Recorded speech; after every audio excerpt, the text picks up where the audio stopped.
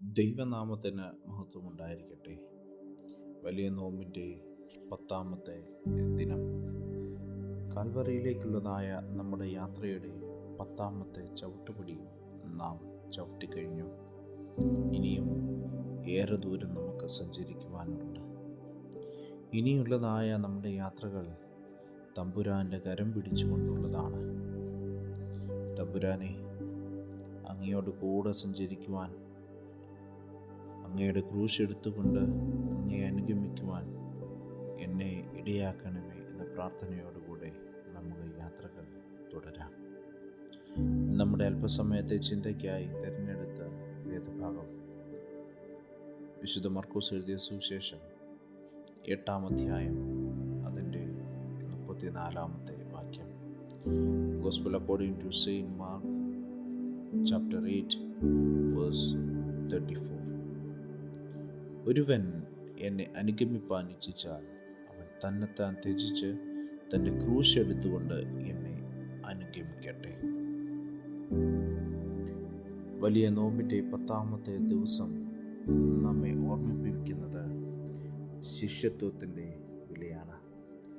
യേശുവിനെ അനുഗമിക്കുന്നത് സൗകര്യത്തിൻ്റെ വഴിയല്ല, അത് സമർപ്പണത്തിൻ്റെ വഴിയാണ്. ശിഷ്യത്വം 3 കാര്യങ്ങളാണ് നമ്മോട് ആവശ്യപ്പെടുന്നത്. 1, സ്വയം നിഷേധം.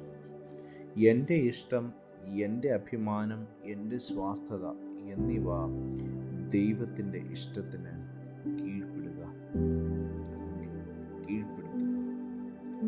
2, ക്രൂശ് എടുത്തുകൊള്ളുക. ജീവിതത്തിലെ കഷ്ടതകളും പരീക്ഷകളും ദൈവത്തിൽ ആശ്രയിച്ചുകൊണ്ട് സഹിക്കുക. 3, ക്രിസ്തുവിനെ അനുഗമിക്കുക. വാക്കുകളിൽ മാത്രമല്ല, പ്രവൃത്തികളിലും യേശുവിൻ്റെ മാതൃക പിന്തുടരുക. ഈ വലിയ നോമ്പ് നമ്മോട് ചോദിക്കുന്നതായ ചോദ്യമുണ്ട്: ഞാൻ യേശുവിനെ എത്രത്തോളം ഗൗരവത്തോടെ പിന്തുടരുന്നു? അവൻ്റെ ഇഷ്ടം എൻ്റെ ജീവിതത്തിൽ ഒന്നാമതാണോ? പ്രിയരെ, ശിഷ്യത്വം നഷ്ടമാകുന്നതായ വഴിയല്ല, യഥാർത്ഥ ജീവിതം കണ്ടെത്തുന്ന വഴിയാണ്. നാം ദൈവത്തിനായി വിട്ടുകൊടുക്കുമ്പോൾ അവൻ നമുക്ക് നിത്യഫലം നൽകുന്നു. ഇന്നേ ദിവസം നമുക്ക് പുതിയ ഒരു തീരുമാനമെടുക്കാം.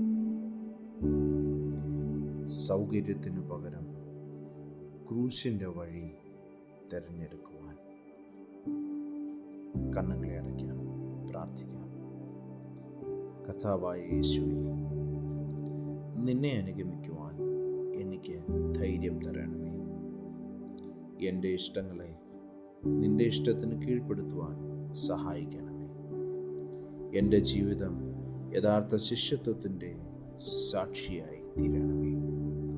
യേശുവിൻ്റെ നാമത്തിൽ തന്നെ, ആമേൻ. ദൈവം അനുഗ്രഹിക്കട്ടെ. സ്നേഹത്തോടെ, ജോയൽ അച്ഛൻ.